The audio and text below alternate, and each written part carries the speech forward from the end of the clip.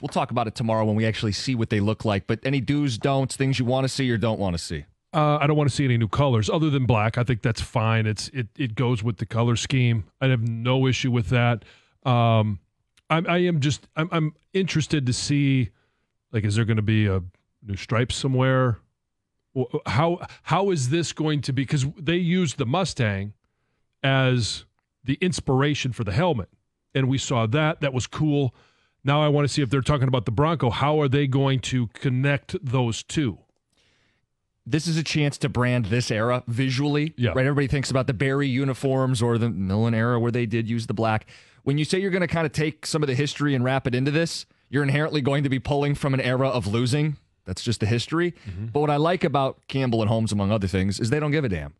Their thought is, like, whatever the past was, we have enough confidence and security in what we're doing that if they want to bring back something from the 80s, the 90s, the 2000s, if it means incorporating some more of the black into the uniforms. Dan Campbell wears a lot of black. I could see them mixing it in. Yeah.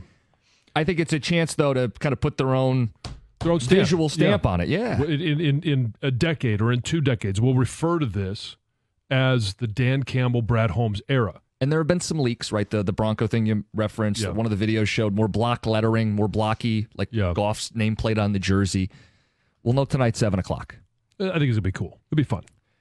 Before the hour ends, some quotes from Brad Holmes speaking today about possibilities and scenarios with the draft. Dave Burkett's got a mock. We're going to get to that before the hour ends. A.J. Hinch, 9:35, Tiger manager, will join the show. Let's get back to the phones. Craig in Royal Oak. Good morning, Craig. You're on 97.1. Good morning, everybody. It's funny, on the Nextdoor app, I catch a lot of humor in some of these people's posts and replies. But this one this morning was, watch out driving down Pierce Road in Birmingham. There's a lot of toads crossing the road. And so one of the replies from one of the people was this: you better watch it. You may slide and hit a toad and hit a post. You may need a toad truck. That's a Costa joke. Yeah. No. Appreciate the phone call. Need a toad truck. Thank you, J-Mo. Thank you, J-Mo. Like, what's the point of that post? No one's, by the time anybody sees it. Yeah, they're already at work. Oh, let's see what's going on in the neighborhood. Oh, maybe I hit a couple of toads. Toad crossing. Yeah. Frog legs for dinner. Steve in Southfield, you're on 97.1. Steve, good morning. Steve. Oh, don't do this to Steve. Hey, what's up? Oh, come on. You heard us, Steve. Come on. Steve, he must be on his We know app. you're there. We know you're there. Enjoy the rest of your day. Yeah. That's too bad. Holmes quotes, Burkett mock, A.J. Hinch. First, Heather with the news. Well, for years, the water tower at the Detroit Zoo has been, a landmark for drivers that go down on I-696. But since the iconic purple and black mural of animals disappeared from the towers last fall, a new mural still remains quite secret. I don't know if you've noticed. So until last week, it's basically just remained a black and white slate. Like, it's blank. Nothing's there. Well, now Detroiters have noticed that there is a blue stripe along the bottom, and things are underway. So apparently, the new paint project is going to take a few weeks to complete. And then from there, once the painting is complete, a new vinyl wrap is going to be installed. But still, the design of that vinyl wrap remains a mystery. Nobody knows what it's going to be. The exact timetable for when it's going to be finished is still up in the air, but things are starting to move. Now, the zoo originally planned last summer to change the water tower mural for the zoo's 95th anniversary, but obviously things have been kind of pushed back. So maybe it'll be inspired by an actual Bronco or Mustang. Maybe. We'll see, right? It's a bad joke. I know what he's doing. Continue. I know what he's doing too. Bill Belichick has his first job since leaving New England. So he's going to be a co-host on the Pat McAfee Show Draft Spectacular, which is going to air obviously during the draft next week on ESPN Plus. So he made an appearance on the McAfee Show on Wednesday where he announced that he was going to be joining the draft special. And he also admitted to something kind of alarming, that he has never had a cup of coffee in his life.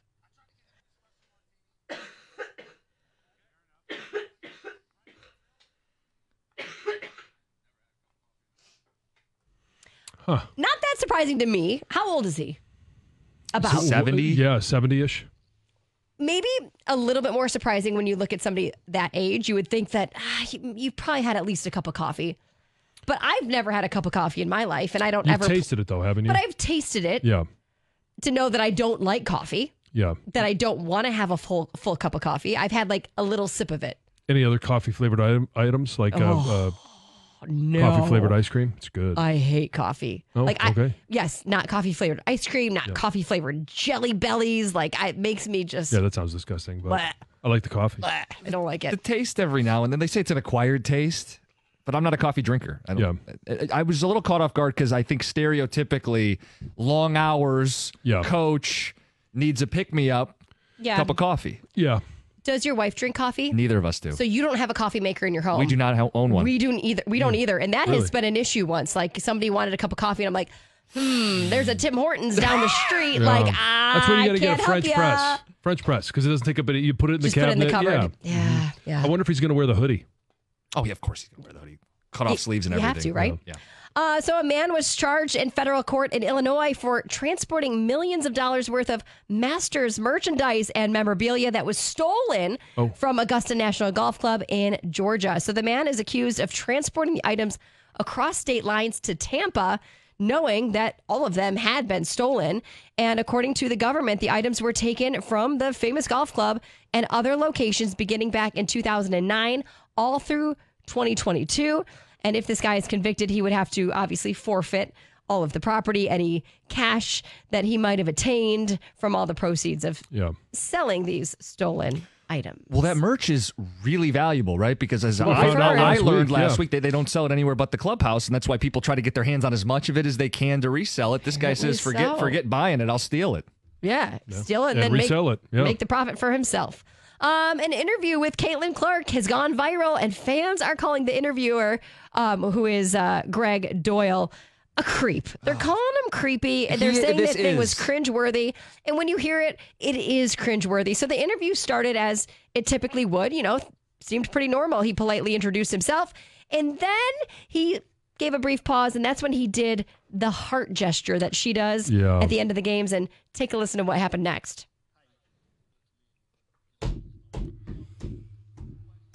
No. No, it was awkward. And she looked uncomfortable. I would imagine so. In that moment, obviously, he went on to ask her the questions. She answered, and the rest of the interview went just great. But it was a very just unnecessary moment that I wonder if he felt awkward after he said that or did the gesture too. I'm not going to defend him. I think he thought he was trying to be funny and clearly wasn't. Oh, he was. He thought like this is going to be great. I'm going to Some connect little with witty her. back and forth. Yeah. Dude, you sound like a creep. Didn't go that way. You guys, Starbucks is hoping to recreate a tranquil coffee shop experience. Oh, I know. So they're actually adding some noise reduction technology into their ceilings in all the new locations in the U.S., and then they're going to renovate about 1,000 locations too. And they say that this technology will improve order accuracy, so the baristas can actually hear you, and then it's going to improve the overall customer experience. They also say they're going to add adjustable lighting, so they'll have some dimmers, little mood lighting. some power screens on the windows, so that avoid doesn't get too glare hot, and the heat. So it can be more of that, tranquil coffee shop. I think those are all good experience. You can upgrades. go and chat with your friends, do some work without hearing all the Hustle and bustle. chit chat in the background. Yeah.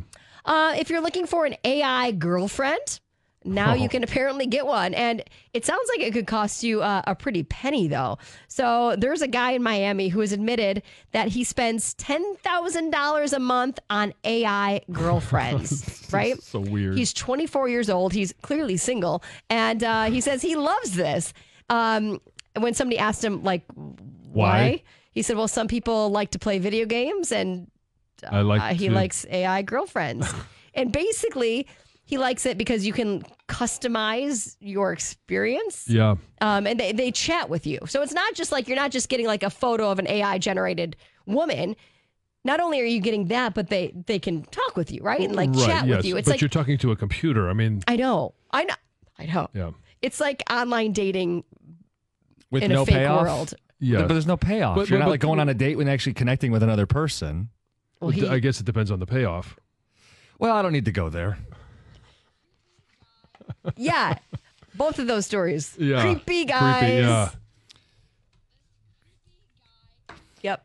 Heather with the news. Coming up next, we'll talk to AJ Hinch. Before the hour ends, Dave Burkett's latest mock and quotes from Brad Holmes himself at the podium today. It's 97.1.